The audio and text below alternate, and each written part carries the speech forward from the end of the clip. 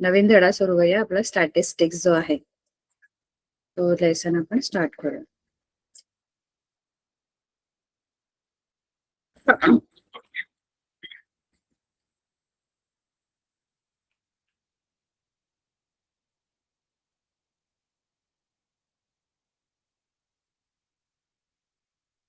Statistics मध्ये आपण measures of central tendency शिकणार आहोत. म्हणजे मीन, मीडियन, मोड कसं फाइंड आउट करायचं, मध्यक आणि बहुलक फ्रॉम ग्रुप फ्रिक्वेन्सी टेबल. वेगवेगळ्या प्रकारचे फ्रिक्वेन्सी टेबल असतात, अनग्रुप्ड असतात आणि ग्रुप्ड असतात. तर आपण अनग्रुपचा कसं मीन काढायचं ते आपल्याला माहित आहे. मीन, मीडियन, मोड आपण 10वीला शिकलोय. अनग्रुप्ड फ्रिक्वेन्सी टेबलचं म्हणजे अवर्गीकृत वारंवारता सारणी जी असते त्या अवर्गीकृत वारंवारता सारणीचा मध्यक आणि बहुलक आपण 9वी मध्ये शिकलेलो आहोत कसं काढायचं ते. अनग्रुप्ड आणि ग्रुप्ड मध्ये काय फरक आहे माहित आहे का तुम्हाला मुलांना? वर्गीकृत वारंवारता सारणी आणि अवर्गीकृत वारंवारता सारणी याच्यामध्ये काय फरक आहे माहित आहे का?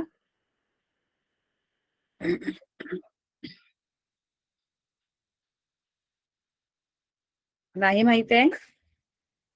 वर्गीकृत म्हणजे आपण वर्ग तयार करतो. म्हणजे आपण जो माहिती आपण स्टॅटिस्टिकल डाटा जो आपण गोळा करतो की नाही, ही जी सांख्यिक माहिती असते, सांख्यिक माहिती आपण जी जमा करतो त्या सांख्यिक माहितीमध्ये समजा आपलं लहानात लहान संख्या आणि मोठ्यात मोठी संख्या याच्यामध्ये जर खूप तफावत असेल, म्हणजे काय, आता समजा मी एखाद्या एरियामध्ये गेले आणि त्या एरियामध्ये समजा मी 100 घर आहेत आणि 100 घरामध्ये मी प्रत्येक घरात किती व्यक्ती राहतात, आता किती व्यक्ती राहतात यांचा जर मी डाटा गोळा केला 100 घरांचा, प्रत्येक घरामध्ये मी जाणार आणि प्रत्येक घरामध्ये मी विचारणार की किती बरं तुमच्या घरी माणसं व्यक्ती किती राहतात, व्यक्तींची संख्या काय आहे तुमच्या घरामध्ये.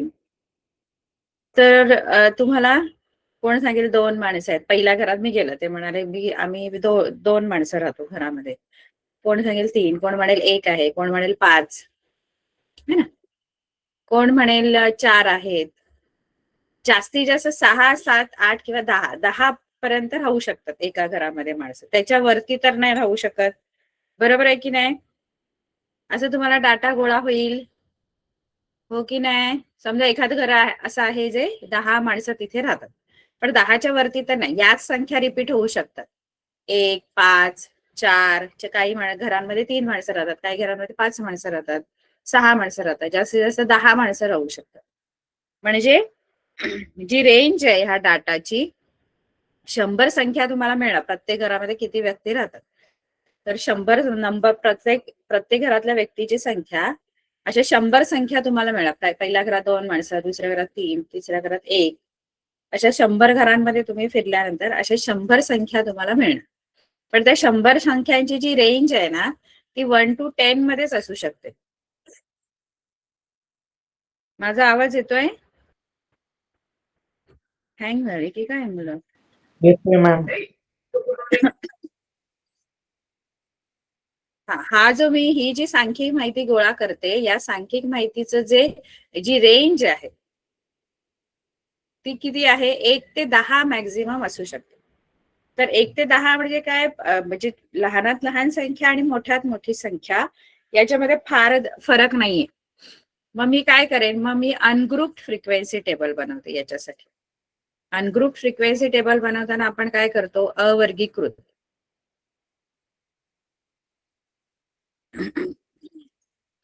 अनग्रुप फ्रिक्वेन्सी टेबल बनवताना म्हणजे अवर्गीकृत वारंवारता सारणी. याच्यामध्ये मी काय करणार, मी बघा इथे व्यक्तींची संख्या, घरामध्ये जी व्यक्ती आहेत त्यांची संख्या, त्यानंतर इथे आपण ताळ्याच्या खुणा केल्या होत्या बघा, आठवते का बघा गेल्या वर्षीच, आणि नंतर वारंवारता. Yes ma'am. मग व्यक्तींची संख्या मी एक एक घेतली, 1, 2, 3, 4, 5, 6, 7, 8, 9, 10. 7, 8, 9, 10. आणि आपल्याला जशा संख्या मिळते त्याप्रमाणे आता समजा पहिली संख्या 2 गुण करणं. कळलं? तिसरी आहे 3 आहे दुसरी संख्या, तर 3च्या इथे करणं. चौथी 1 आहे 1च्या इथे करणं. बरोबर ना? असंच केलेलं ना. आणि मग एकूण मोजून आणि कसं करतो आपण 5-5चा असा गट करायचो, बंच करायचो. म्हणजे 4 झाल्या की 5वी आडवी द्यायचो. आठवतंय? आणि मग आपण वारंवारता लिहायचो. आणि याची आपल्याला जर मध्य काढायचं आहे तर मध्य काढण्यासाठी आपण काय करतो, आता ही तुमची XI असते आणि ही वारंवारता जी आहे ती FI असते. याच्यामध्ये XI आणि FI चा आपण गुणाकार करतो. आठवतंय का? बघा हे सगळं आपण केलं होतं अवर्गीकृत साठी. आणि मग XI FI ची बेरीज करायची. हे अवर्गीकृत साठी आपण मध्य आधी पण शोधलेलं आहे. मध्यक पण शोधलाय. गेल्या वर्षी आपण मध्यक पण शोधला होता.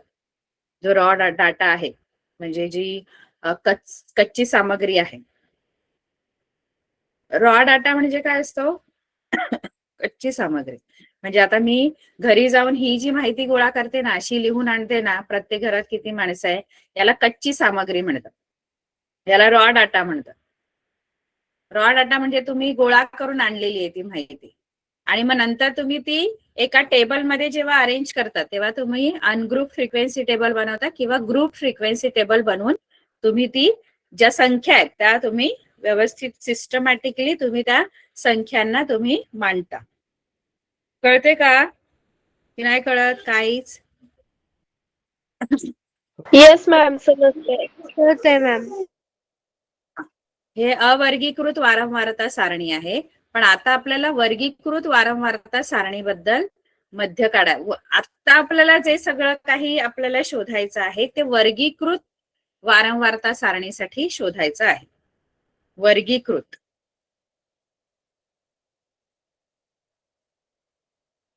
वर्गीकृत वारंवारता सारणी म्हणजे ग्रुप्ड फ्रिक्वेन्सी टेबल. मध्यक बहुलक हे शब्द तुम्ही गेल्या वर्षी पण ऐकलेले आहेत, पण ते आपण अवर्गीकृत साठी आपण ते सगळं शोधलं होतं. वर्गीकृत म्हणजे काय माहितीये का? वर्गीकृत वारंवारता वितरण सारणी आपण कधी तयार करतो माहितीये का? आपला जसा डाटा असेल ना, जशी आपण माहिती गोळा करतो ना, त्यावर डिपेंड आहे की तुम्ही वर्गीकृत वारंवारता सारणी तयार करणार की अवर्गीकृत. आता समजा तुम्हाला हा डाटा गोळा करायला सांगितला की तुम्हाला तुमच्या एरियामध्ये समजा 100 घर आहेत. या 100 घरांमध्ये समजा 500 लोक राहतात समजा किंवा 1000 लोक राहतात. तर त्या प्रत्येकाचं वय काय आहे, वयाचं तुम्ही डाटा गोळा केला. मगाशी जो डाटा आपण गोळा केला, मगाशी जी माहिती गोळा केली ती प्रत्येक घरामध्ये किती व्यक्ती राहतात ही माहिती गोळा केली. बघा ह्या सगळ्या माहिती ज्या आहेत त्या सांख्यिक माहिती आहे. सांख्यिक म्हणजे संख्येच्या स्वरूपातल्या माहिती आहे. त्यालाच आपण स्टॅटिस्टिकल डेटा. स्टॅटिस्टिक्स कशासाठी काम करतं माहितीये का? स्टॅटिस्टिक्स एक वेगळं ब्रांच आहे. मॅथमॅटिक्स जसं ब्रांच आहे की नाही, तसं स्टॅटिस्टिक्स सुद्धा वेगळा ब्रांच आहे. ते सगळं सांख्यिक माहितीचं सगळं अनालिसिस करतं. सांख्यिक माहितीची सगळा अभ्यास करतं. सांख्यिक माहिती आपण जी गोळा करतो की नाही, वेगवेगळ्या प्रकारची सांख्यिक माहिती असू शकते. तुमच्या शाळेत किती विद्यार्थी आहेत, प्रत्येकाचं वय किती आहे, प्रत्येकाची उंची किती आहे, प्रत्येकाचं वजन किती आहे, ह्या सगळ्या संख्येच्या स्वरूपातल्या माहिती असणार. बरोबर आहे? सांख्यिक माहिती आहेत की नाही सगळ्या? Yes ma'am. तर मगाशी आपल्याला जो डाटा आपण गोळा केला तो प्रत्येक घरामध्ये किती व्यक्ती राहतात हा डाटा होता. आता तुम्हाला जो डाटा गोळा करायचा आहे तो तुम्ही प्रत्येक व्यक्ती जो आहे तुमच्या एरियामध्ये त्याचं वय काय असणार त्याचा डाटा आहे, एजचा. तर वयाची जर माहिती आपण बघायला गेलं, वयाचा जर डाटा गोळा करायला गेला तर काही अगदी लहान बाळ असेल त्याचं वय 0 पण असू शकतं, म्हणजे अजून 1 वर्ष त्याला पूर्ण नाही झाले असं पण असू शकतं. किंवा एखादा व्यक्ती असू शकतो की तो 100 वर्षाचा पण आहे, आजोबा असू शकतात. बरोबर आहे? पहिला व्यक्ती 23 वर्षाचा आहे, दुसरा समजा 40 वर्षाचा आहे, तिसरा असू शकतो 57 इयर्सचा, चौथा अगदी तान्हा बाळ आहे, त्याचं अजून 1 वर्ष पण पूर्ण नाही झाले, मग त्याचं 0 इयर्स असतं. त्याचं एज आपण महिन्यामध्ये सांगतो, वर्षामध्ये नाही सांगत. एखादे आजोबा आहे जे 99 इयर्सचे आहेत, बरोबर आहे, बरोबर आहे की नाही? मग असा जो तुम्ही डाटा गोळा करणार, कोणाचं 50 आहे, कोणाचं 30 आहे, कोणाचं 35 आहे, हे वय आहे. वयाचं माहिती आहे. आता बऱ्याच संख्या मिळतील आपल्याला, कारण आपल्या एरियामध्ये जर 500 लोक आहेत तर 500 संख्या मिळतील. प्रत्येकाचं वय 500 अशा संख्या मिळतील. पण हा जो डाटा आहे, हा जर आपण अनग्रुप्ड करायला, अनग्रुप्ड ह्याची फ्रिक्वेन्सी टेबल म्हणजे अवर्गीकृत वारंवारता सारणी याची नाही तयार करू शकत. का माहितीये का? कारण ह्याची जी रेंज आहे ना ती खूप मोठी आहे. म्हणजे याच्यामध्ये सगळ्यात लहान संख्या 0 आहे आणि सगळ्यात मोठी संख्या 99 आहे. आणि ही जर आपण अवर्गीकृत वारंवारता वितरण सारणी तयार करायला गेलो तर 0, 1, 2, 3 एक एक संख्येला आपल्याला खूप पानं लागतील बघा. पहिला 0, 1, 2, 3, 4, 5, 6, 7, 8, 9, 10 हे कठीण आहे ना. म्हणजे ह्याचा एका पानावर 30 संख्या राहणार, पण पुढच्या पानावर 30 संख्या, म्हणजे खूप वास्ट होऊन जाईल तो टेबल. कळतं की नाही? म्हणून आपण काय करतो, म्हणून आपण ग्रुप बनवतो. काय बनवतो? असे ग्रुप बनवतो. 0 ते 10, 10 ते 20, 20 ते 30, 30 ते 40, 40 ते 50. अनग्रुप अनग्रुप टेबल बनवू शकतो का? अनग्रुप फ्रिक्वेन्सी टेबल बनवू शकतो का? या माहितीचा बनवू शकतो, पण तो पण खूप किचकट होणार. म्हणजे आपण कशासाठी करतो हे, की आपल्याला अभ्यास करणं सोपं जावं. पण अवर्गीकृत वारंवारता वितरण सारणी जर तुम्ही तयार केली तर तुम्ही आणखी कन्फ्युज व्हाल. कारण त्या कितीतरी संख्या येते 0 पासून 99 पर्यंत. प्रत्येक संख्या शोधत बसा, मग त्याची किती फ्रिक्वेन्सी आली ते बघा. कळतंय की नाही? म्हणून आपण असे वर्ग तयार करतो. अरे बच्चे लोग, मॅम ते मेन मोड म्हणजे काय? मीन असतं, मीडियन असतं आणि मोड असतं. ते सांगते ना. मोड म्हणजे काय असतं? मोड बघा, आपण जो रॉ डाटा होता, कच्ची सामग्री होती, त्याच्यामध्ये आपण मीडियन मोड सगळं शोधलेलं आहे. मोड म्हणजे सगळ्यात जास्त वेळा आलेली संख्या. तुम्ही जो रॉ डाटा गोळा केलेला आहे त्याच्यामध्ये असा कोणता नंबर आहे तो खूप वेळा आलेला आहे. आता समजा वयाचं बघितलं तर समजा 30 ही संख्या खूप जास्त वेळा आली. समजा 30 म्हणजे 30 वय असणारी लोक भरपूर आहेत तुमच्या एरियामध्ये. तर तुमच्या माहितीचा जो मोड आहे, बहुलक आहे, तो 30 आहे. कारण 30 वयाची लोक जी आहेत ती जास्त आहेत. कळलं का? तुमच्या डाटामध्ये जी संख्या किंवा जे ऑब्झर्वेशन, जो प्राप्तांक खूप वेळा आलेला आहे, सगळ्यात जास्त वेळा जी संख्या आली आहे, तुम्ही माहिती गोळा करणार, बरोबर आहे. वय लिहून घेणार, तुमचं वय काय, तुमचं वय काय, तुमचं वय काय, तुमचं वय काय, असं 500 लोकांची वय लिहून घेणार. आणि सगळ्यात जास्त वेळा जी संख्या आलेली आहे, म्हणजे याचा अर्थ काय, त्या वयाची लोक जास्त आहेत तुमच्या एरियामध्ये. समजा 30 संख्या खूप वेळा आली तर तुमच्या माहिती इतर संख्यांपेक्षा 30 सगळ्यात जास्त वेळा आलेली आहे, तर 30 हा बहुलक असतो. कळतंय का?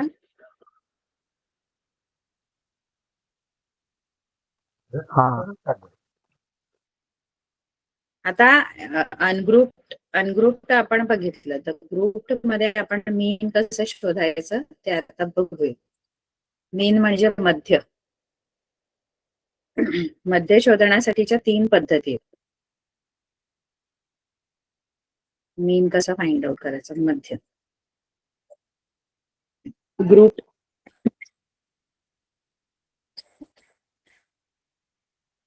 ऑफ ग्रुप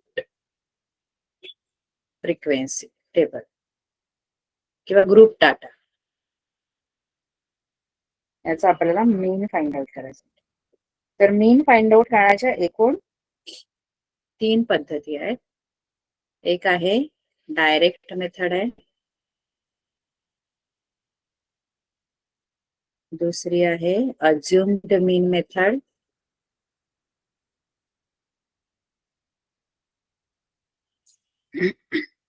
तिसरी आहे स्टेप डिव्हिएशन मेथड.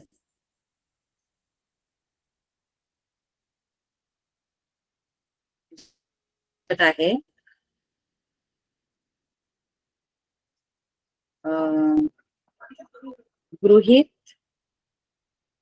गृहीत मध्य पद्धत आणि मध्य प्रमाण विचलन पद्धत.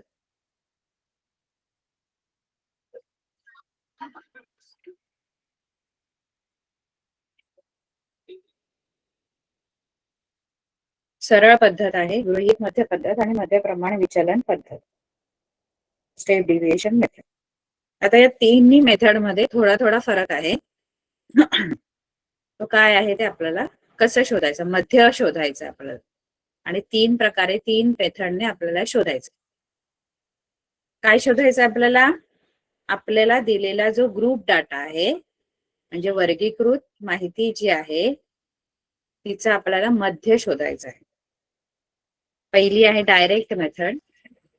डायरेक्ट मेथड मध्ये तुम्हाला 4 कॉलम असणार, 4 कॉलम अशा उभे 4 कॉलम करायचे असतात डायरेक्ट मेथड मध्ये. सरळ पद्धतीमध्ये 4 कॉलम आहे. अज्युम्ड मीन मेथड मध्ये 1 कॉलम वाढतो, 5 कॉलम काढावे लागतात. कॉलम कळतात असे तुम्हाला टेबल आखायचं आहे. त्या टेबल मध्ये डायरेक्ट मेथड मध्ये 4 कॉलम करायचे. अज्युम मीन मेथड मध्ये 1 कॉलम वाढतो, 5 कॉलम बनवायचे, म्हणजे असे 5 कॉलम.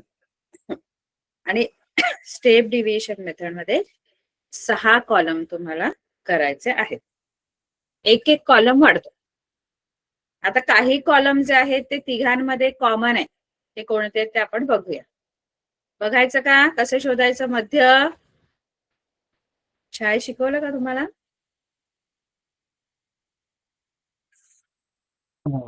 हो. बरं, आता आपण बघूया की सरळ पद्धतीने आपण कसं तुम्ही सरळ पद्धतीने डायरेक्ट मेथडने कसं मध्य शोधायचं. याच्यासाठी 4 कॉलम कोणते असणार? तर याच्यामध्ये 4 कॉलम जे आहे ते पहिला जो कॉलम असतो तो आपला वर्ग असतो, तो दिलेला असतो आपल्याला. दुसरा जो आहे क्लास आहे.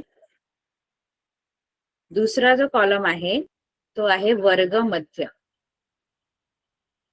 म्हणजे क्लास मार्क. त्याला आपण XI असं बोलतो. तिसरा जो कॉलम आहे तो आहे वारंवारता,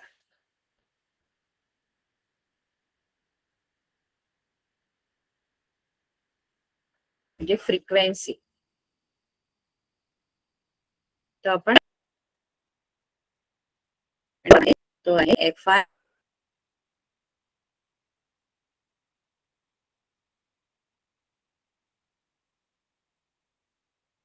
मॅम तुम्ही म्यूट आहात.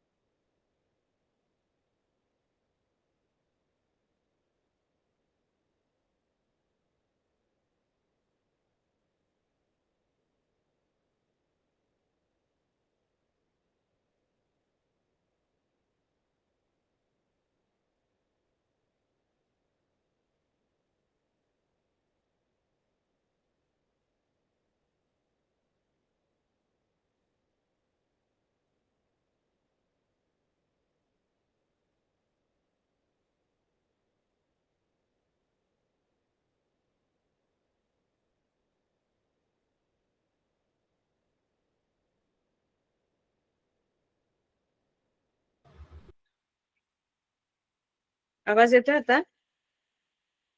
आवाज येतोय का? येस मॅम येतोय आता.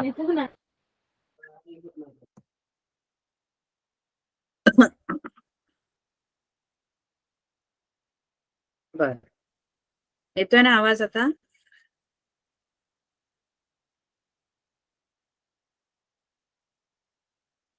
Yes ma'am. इथे आपल्याला दोन कॉलम आपल्याला दिलेले असणार आपल्या प्रश्नामध्ये. एक हा कॉलम, पहिला कॉलम दिलेला असतो वर्गाचा, आणि वारंवारताचा कॉलम आपल्याला दिलेला असतो कोणत्याही प्रश्नामध्ये आपल्याला हे दोनच कॉलम दिलेले असणार. एक वर्गाचा आणि एक फ्रिक्वेन्सीचा. क्लास दिलेले असणार आणि फ्रिक्वेन्सी दिलेली असणार. ठीक आहे, आपण एखादं गणित बघूया आणि ते सोडूया.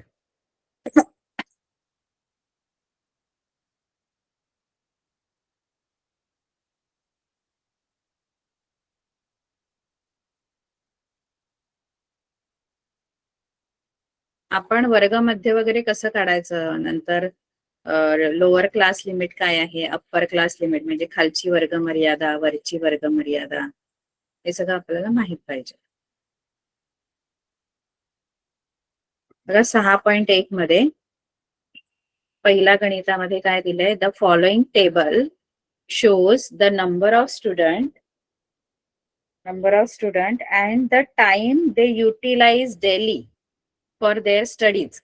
अभ्यासासाठी ते किती टाइम युटिलाइज करतात. Find the mean time find out करायचंय.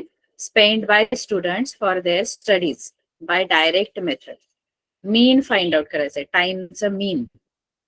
म्हणजे हे टाइम दिलेलं आहे 0 आवर्स मध्ये दिले, म्हणजे 0 to 2 आवर्स स्टडी करणारे जे स्टुडंट्स आहेत ते 7 आहेत.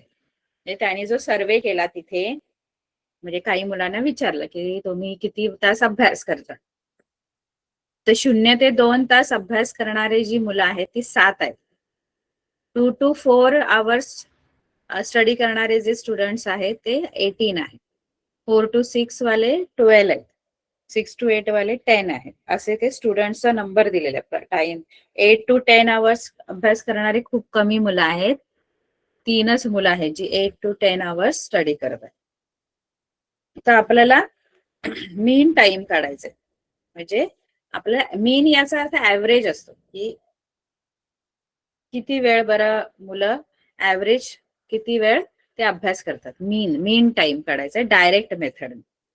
मग आपण ही माहिती जी आहे ती आपण त्या टेबलमध्ये लिहायची. हे जे टाइम दिलेलं आहे आपल्याला, हे आपले क्लास आहेत, वर्ग आहेत, हे पहिल्या कॉलम मध्ये लिहायचे. आणि नंबर ऑफ स्टुडंट जे आहे ते वारंवारता आहे, ते वारंवारताच्या कॉलम मध्ये लिहायचं, फ्रिक्वेन्सीच्या. आपण लिहून घेऊया. पहिला जो क्लास आहे तो 0 to 2 आहे, दुसरा 2 to 4 आहे, 4 to 6 आहे, 6 to 8 आहे, आणि 8 to 10 आहे.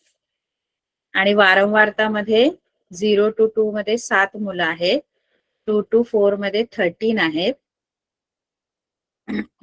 सॉरी 18 आहेत, 18, 12, 10, 3, 18,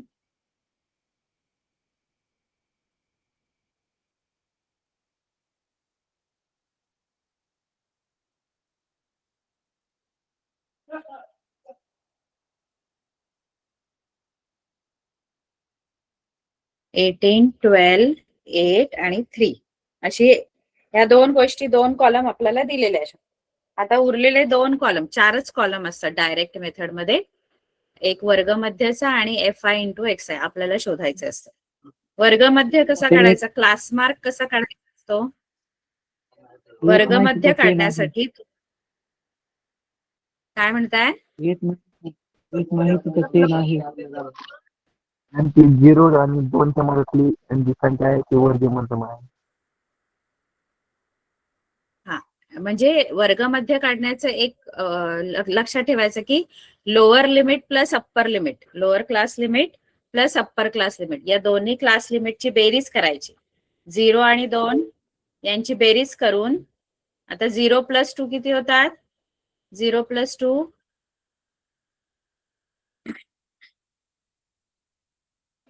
मॅम तिथे 1 नाही 10 आहे. 0 + 2 किती,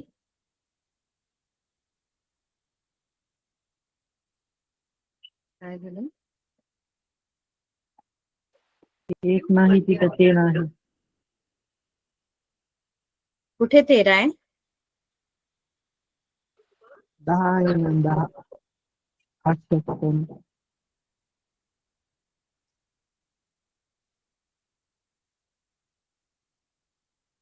चुकीचं लिहिलंय का मी क्वेश्चन?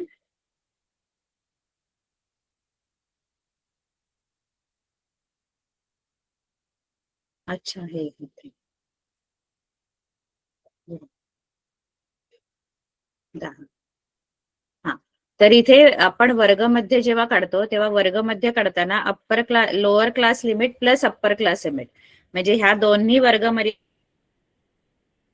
करायची आणि त्याला 2 ने भागायचं. 0 अधिक 2 किती होतात?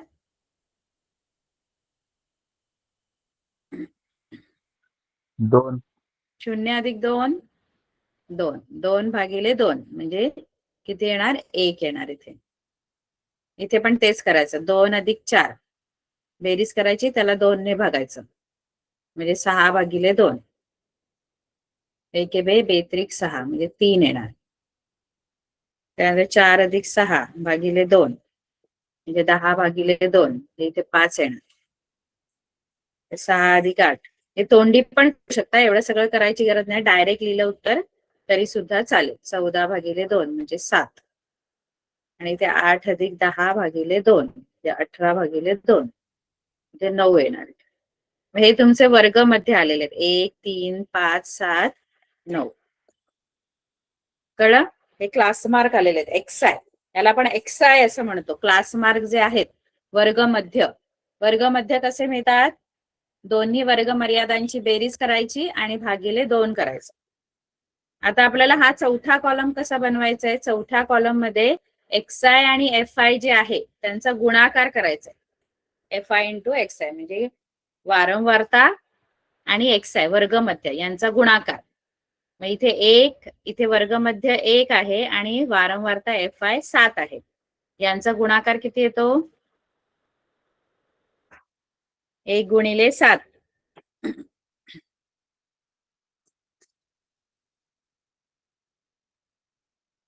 7 येणार. त्यानंतर 3 गुणिले 18 3 गुणिले 18 54 येणार. इथे 60 येणार, इथे 70 येणार आणि इथे 27 येणार. असं तुम्हाला काय मिळणार? हे FI XI चा कॉलम मिळतो. त्यानंतर काय करायचं? आता हे सगळं झाल्यानंतर हे 4 कॉलम तयार झाल्यानंतर आपल्याला इथे बेरीज करायची. शेवटचे जे 2 कॉलम आहेत यांची बेरीज करायची. एक FI चा कॉलम, FI च्या कॉलम मध्ये ज्या संख्या आहेत त्यांची बेरीज करायची. त्याला आपण MN असं म्हणतो. N किती येते बेरीज बघा. इथे 25 हे पण 25 50 आहे. N म्हणजे FI ची N म्हणजेच काय असतं तर समेशन FI. समेशन FI म्हणजे FI च्या कॉलमची बेरीज. समेशन हे समेशनचं साइन असतं. हे जे आपण देतो की नाही याचा अर्थ होतो सम, बेरीज, समेशन. इथे समेशन ऑफ FI म्हणजे त्याला आपण N ने डिनोट करतो, तो 50 आहे. आणि इथे हा जो कॉलम आहे याची पण सम करायची. समेशन ऑफ FI XI म्हणजे FI XI ची बेरीज करायची. तर FI XI ची जर आपण बेरीज केली तर किती होते? 7 नी 4 11 7 18 3 10 16 21 218 होते. मग आपलं समेशन FI म्हणजे N जो आहे N आला आपला N 50 आहे. M म्हणजेच काय? समेशन FI तो 50 आला आणि समेशन FI XI जो आहे तो 218 आला. आता मला शोधायचंय मध्य. मला जे शोधायचंय ते मध्य आहे. तो मध्य जो आहे तो आपण X बार ने डिनोट करतो. जो मीन मला शोधायचा आहे, मीन म्हणजेच आपण त्याला डिनोट करताना किंवा मध्यला आपण दर्शवताना आपण X बार ने दर्शवतो. वरती रेष द्यायची आणि वाचताना बार असं वाचायचं. मध्यचा म्हणजे X बारचा फॉर्म्युला काय आहे तर डायरेक्ट मेथड साठी एक्स बारचा फॉर्म्युला असा आहे summation f i x i upon n. Summation f i x i upon n. आता summation f i x i किती आलेली आहे व्हॅल्यू 218 आणि एन 50 आहे. तर लावायचा भाग. आता या दोघांना 2 ने भाग जातो. ते 25 येईल आणि इथे 109 येईल. परत 25 ने आता डायरेक्ट भाग लावा. इथे 25 पडायचे होतात. 25 100 येईल. 25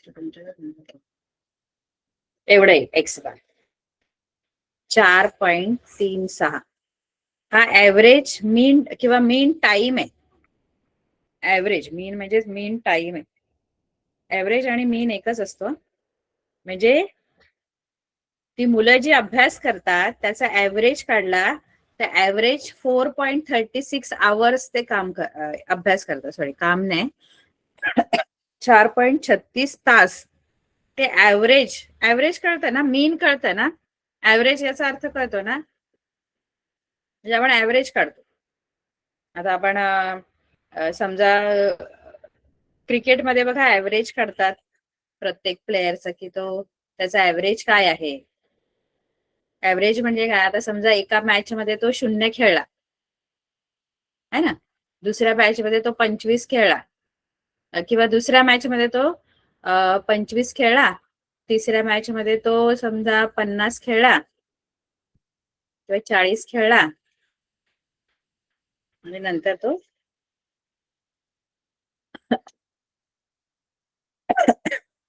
35 खेळला. समजा एखादा क्रिकेटर आहे तो 0 खेळलाय. दुसऱ्या मॅच मध्ये 25 खेळलाय. तिसऱ्यामध्ये 40 खेळलाय आणि चौथ्यामध्ये 35 खेळलाय. त्याचं ऍव्हरेज काढताना काय करायचं. तर ऍव्हरेज काढताना याची आपण म्हणजे मीनच काढतो आपण. पण हा रॉ डेटा याची बेरीज करायची असते आणि 4 ने भागायचं असतं. म्हणजे तुमचं 25 उत्तर येणार आहे. म्हणजे त्याचे ऍव्हरेज रन्स जे आहेत ते 25. हा ऍव्हरेज त्यांचा टाइम आहे. मुलं एवढे तास ऍव्हरेज त्यांचा जर आहे काढला मीन काढला तर तो 4.36 आवर्स येतो.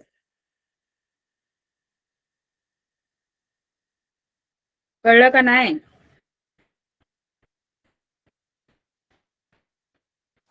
हो. मुलं झोपली की काय सगळी.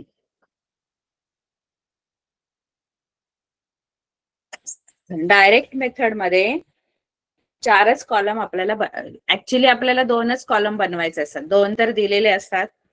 पहिला आणि तिसरा कॉलम दिलेला असतो. दुसरा आणि चौथा आपल्याला तयार करायचा असतो. दुसरा कॉलम जो आहे तो क्लास मार्कचा असतो आणि चौथा जो कॉलम आहे तो एफ आय एक्स आयचा असतो. सोपं असेल. डायरेक्ट मेथड ही खूप सोपी आहे आणि मीनचा formula summation f i x i upon n आहे. ठीक आहे. आता अज्युम मीन मेथड दुसरी मेथडने कसं सॉल्व्ह करायचं हे कळलंय का. याच्याबद्दल काय कोणाला प्रश्न आहेत का. डायरेक्ट मेथड बद्दल. एक्स बार. नाही डायरेक्ट मेथड कळली का सगळ्यांना. Yes ma'am.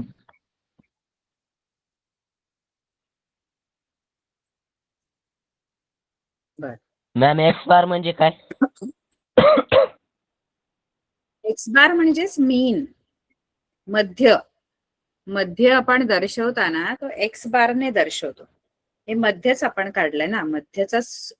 मध्यच काढायचंय ना आपल्याला. सरळ पद्धत आपण ज्या ह्या पद्धती शिकतोय ह्या कशासाठी आहेत. मध्य शोधण्यासाठी आणि मध्यला आपण दर्शवण्यासाठी एक्स बार असं आपण लिहितो. एक्स बार म्हणजेच मध्य आणि म्हणून हा मध्यच आपण काढलेला आहे. हा एक्स बार जो लिहिलाय ना तो म्हणजे मध्यच आहे. त्याचं सूत्र आहे हे एक्स बार. एक्स बार सांगितलं ना मध्य किंवा मीन आहे तो. हा मीनचा फॉर्म्युला आहे तुमचा डायरेक्ट मेथडचा. कळलं का. एक्स बार म्हणजे मध्य.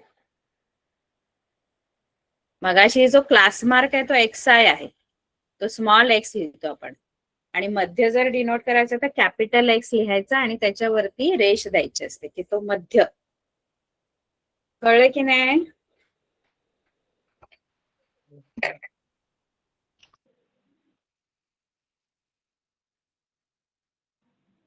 Yes ma'am. कोण बोलतच नाही, सगळ्यांना येतं वाटतं हे. आता पुढची मेथड आपण शिकायची अज्युम्ड मेन मेथड. म्हणजे गृहीत मध्य पद्धत ही मेथड आपण शिकून घेऊ आज. Assumed main method. तुम्हाला ज्या मेथडने सोडवायला सांगितलंय गणित परीक्षेमध्ये तुम्हाला स्पेसिफाय केलं असेल की या पद्धतीने सोडवा, तर त्याच पद्धतीने सोडवायचं. तुम्ही बोलाल सरळ पद्धत सोपी आहे तर मी सरळ पद्धतीने सोडवेन.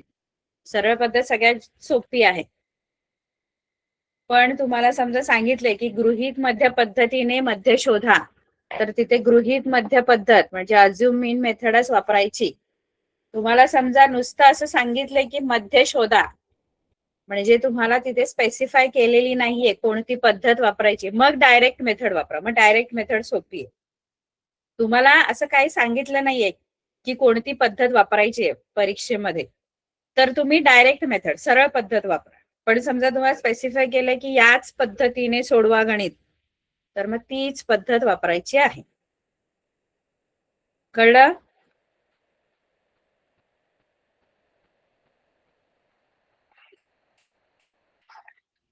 गृहीत मध्य पद्धतीमध्ये 5 कॉलम असतात.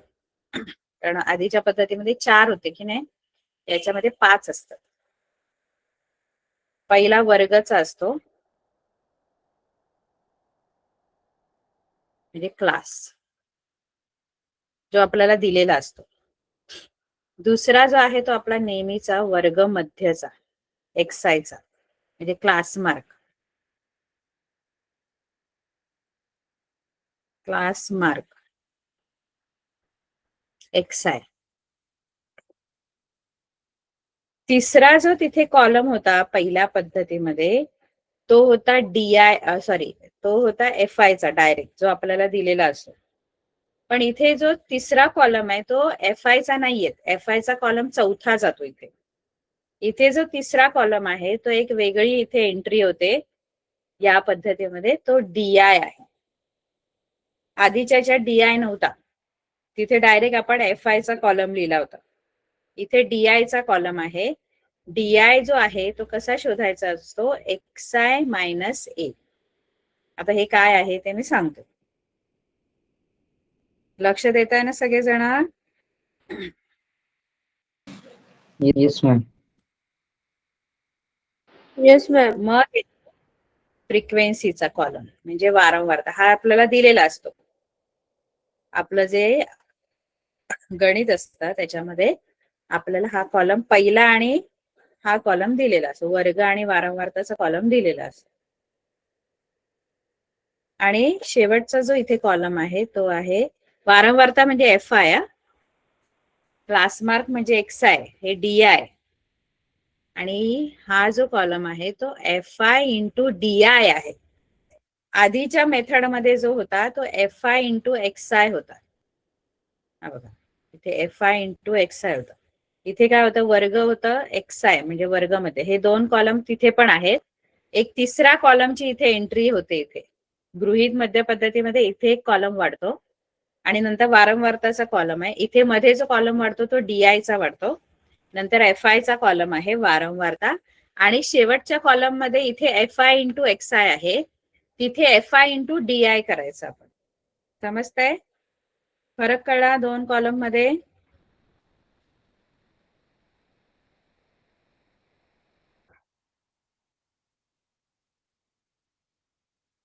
कळला का फरक? हा नवीन कॉलम आहे डीआय चा, आणि इथे F I into X I न करता F I into D I करायचा. हा फरक आहे. हा डिफरन्स आहे आधीच्या याच्यात आणि आत्ताच्या दुसऱ्या मेथड मध्ये. अरे कळतंय की नाही?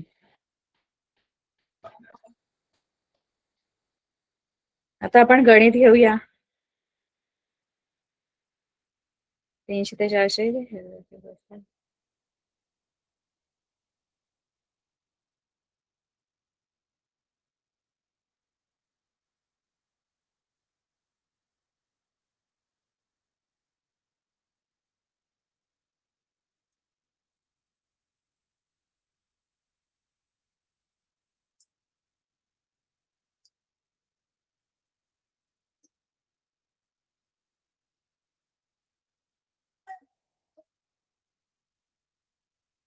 आता याचे वर्गमध्य मला पटापट सांगा. वर्गमध्य तुम्ही सांगा पटापट. वर्गमध्य म्हणजे दोन्ही त्या संख्येची बेरीज भागिले 2. हा, दोन्ही वर्ग मर्यादा ज्या आहेत त्यांची बेरीज करायची आणि भागिले 2. सांगा. 300 अधिक 400, 300 अधिक 400 700 होतात. 700 ला 2 ने भागायचं, किती येणार? 350. 350. 50. एक आणि इथे ट्रिक तुम्ही काय वापरू शकता माहितीये का? सगळे वर्गमध्य काढायची गरज नाही किंवा सगळे DI पण काढायची गरज नसते. FI चा पण कॉलम मी लिहून घेते. FI चा कॉलम आपल्याला दिलेला आहे. 80 110 120 70 40. 80 110 120 70 आणि 40. बघा, एक ट्रिक लक्षात ठेवायची. पहिला वर्गमध्य बरोबर काढून घ्यायचा, तिथे चुकायचं नाही. तो चुकवला तर सगळं चुकणार. आता इथे पहिला वर्गमध्य मी काढून घेतला 350. त्यानंतर काय करायचं माहितीये का? आपलं जे वर्गांतर आहे, वर्गांतर म्हणजे जी क्लास विड्थ आहे ती किती आहे बरं? हे वर्गांतर कितीच आहे? वर्गामध्ये अंतर कितीच आहे?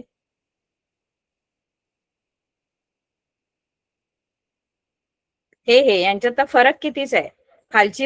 वरची वर्ग मर्यादा वजा खालची वर्ग मर्यादा, कितीचा फरक आहे? यांच्यामध्ये कितीचा फरक आहे? क्लास विड्थ किती आहे? वर्गांतर किती आहे याच्यामध्ये? 100चा फरक आहे. 100चा फरक आहे. मग काय करायचं माहितीये का? हे वर्गांतर आधी बघा किती आहे. पहिला वर्गमध्य काढून घ्या. पुढच्या वर्गामध्ये तेवढ्या डिफरन्सने लिहायचे. म्हणजे ह्यांच्यात वर्गांतर किती आहे? 100-100च आहे ना. मग क्लास मार्क मध्ये पण 100-100 वाढवत जा. जेवढं वर्गांतर आहे ना तेवढे वाढवत जायचे. म्हणजे 50चा फरक असेल तर 50-50 वाढवत जा. 10चा फरक असेल तर 10-10. आता इथे 100चा फरक आहे की नाही, मग 100-100 वाढवत जायचे. म्हणजे हा 350 आला तर हा किती येणार? 450. 450. खाली 550. 550. 650. 750. बरोबर. आता आपल्याला काढायचं आहे DI. तर DI काढण्यासाठी सूत्र आहे XI वजा A. DI हा आपल्याला इथे DI लिहायचा आहे, पण DI काढण्यासाठी आपल्याला सूत्र आहे XI वजा A. XI तर माझ्याकडे आहे. XI म्हणजे वर्गमध्य, तो आहे माझ्याकडे. हे सगळे वर्गमध्य, प्रत्येक वर्गाचे वर्गमध्य आपल्याकडे आहेत. पण मग A काय आहे बरं? XI मधून A वजा करायचंय. मग A म्हणजे काय? तर A जो आहे की नाही, आपल्या पद्धतीचं जे नाव आहे ते आहे अज्युम्ड मीन मेथड, म्हणजे गृहीत मध्य पद्धत. म्हणजे आपण काय करायचं माहितीये का? एक जो या वर्गमध्य आहे की नाही, या वर्गमध्यामध्ये बरोबर मध्ये येणारी जो वर्गमध्य आहे तो आपला मीन आहे हे आपण गृहीत धरायचंय. तो मीन असेलच असं नाही, त्याच्या आजूबाजूची संख्या मीन असू शकते, मध्य असू शकते. आता याच्यामध्ये बरोबर मधोमध कोणती संख्या येते? याच्यामध्ये बरोबर मधली संख्या कोणती आहे? 550. 550. मग हा जो 550 आहे हा आपला A आहे. A म्हणजे तो गृहीत धरलेला मध्य आहे, गृहीत मध्य आहे. गृहीत म्हणजे आपण तो काय केलं? अज्युम केलेला आहे. तोच आपण मध्य काढणार आहोत. आपल्याला मध्यच काढायचं आहे, पण हा मध्य आपण गृहीत धरायचा. खरा मध्य काय आहे तो आपल्याला मिळणारच आहे शेवटी. आता खरा मध्य जो असतो की नाही तो याच्याच पुढे मागे असतो. म्हणजे 550च्याच थोडासा पुढे मागे असणार, 550च्या जवळपासचा असणार. जो मध्य येणार की नाही आपला तो या 550च्याच आजूबाजूचा असणार. मग हा 550 जो आहे तो आपला A आहे. A म्हणजे मी अज्युम केलेला मीन आहे. मग आता बघा काय करायचं? हा DI काढायचा आपल्याला. DI म्हणजे XI मायनस A.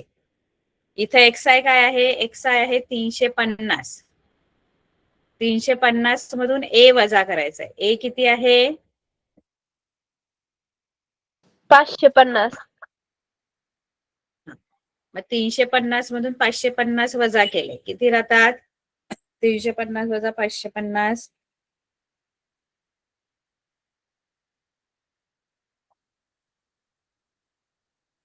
मोठ्यातूनच लहान वजा करायची आणि मोठ्या संख्येचं चिन्ह द्यायचं असतं. वजाबाकी करताना 350 मधून 550 नाही वजा होत. मोठ्या संख्येतूनच लहान संख्या वजा होते आणि आपण मोठ्या संख्येचं चिन्ह द्यायचं असतं. काय येईल?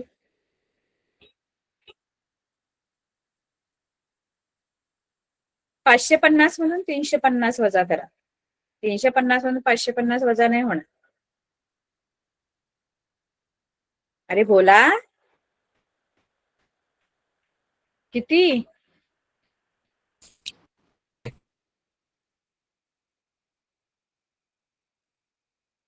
मोठी संख्या 550 आहे, त्याच्यातून 350 गेले किती राहतात?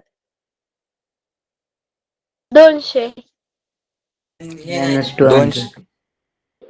वजा 200. पण मोठ्या संख्येचं चिन्ह द्यायचं. याच्यामध्ये मोठी कोण आहे? याच्यात मोठी कोण आहे? 550. 550. त्याचं चिन्ह ऋण आहे वजा. इथे. हा वजा आहे ना. त्यानंतर इथे पण तेच करायचं, पण इथे एक्स आहे आता 450 आहे. मग 450 मधून ए तोच आहे 550. 450 म्हणून 550 वजा करायचं. किती येणार? -100. -100. त्यानंतर इथे एक्स आहे 550 आहे आणि मायनस ए पण 550 आहे. मग इथे किती येईल? 0. 0.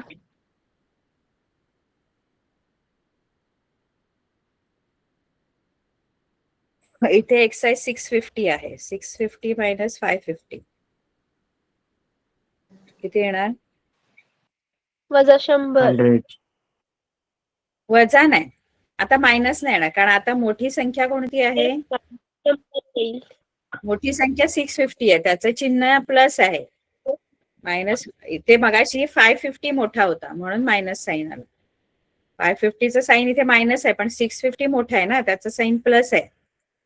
+100 आणि इथे 750 मायनस 550 इथे येणार 200. +200. 200. हे तुमचे DI आहेत. हे जे आले ना -200 -100 0 हे तुमचे DI आहेत. आता ह्या FI आणि DI चा इथे गुणाकार करायचा, म्हणजे हा FI आणि हा DI. आता इथे मायनस आहे हा आणि हा प्लस आहे, म्हणजे मायनस येणार इथे. 2 8 जा 16 आणि 3 0 -16,000. त्यानंतर पण हा मायनस आणि हा प्लस, म्हणजे मायनस येणार. 11 1 जा 11 आणि 3 0. इथे 0 इंटू 120 असल्यामुळे इथे 0 येणार. इथे 100 इंटू 70 7,000 आणि इथे 200 इंटू 40 8,000. एवढं कळलं? FI आणि DI यांचा गुणाकार, या दोघांचा गुणाकार करायचा. FI DI. Yes ma'am.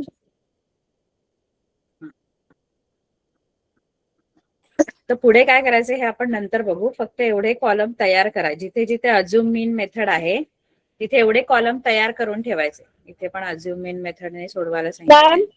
दुसरे हा आपण संभाव्यता पाठ बघितला होता ना, त्यात संकीर्ण मध्ये मला डाऊट होता, पण तुम्ही शिकवायला चालू केलं म्हणून मी सांगितलं नाही.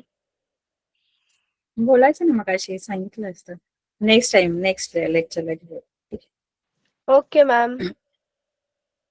Good bye. Bye ma'am. Good night ma'am. Bye, man. Good night.